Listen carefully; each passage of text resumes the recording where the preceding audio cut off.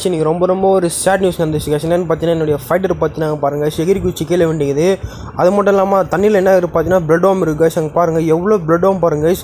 அப்படியே அது கல்ச்சரை தான வேண்டியது. நான் எதுவும் பண்ணல கைஸ். அதில் வந்து பாதாம் லீஃப் தான் போட்டு வச்சுருந்தேன் பாருங்கள். அந்த என்னுடைய பீட்டா ஃபிஷ் பாருங்கள் கைஸ் எவ்வளோ பெருசாக இருக்குது பாருங்கள். ப்ரீடிங் பேர் கைஸ். ஆமாம் கைஸ் ப்ரீடிங் பேர். அது என்னன்னு தெரியல, திடீர்னு பார்த்தா கைஸ் இங்கே பாருங்கள் இலையெல்லாம் பாருங்கள் பிளட் வாம் பாருங்கள். ஃபுல்லி பிளட் வாம் தான் கைஸ் இருக்குது.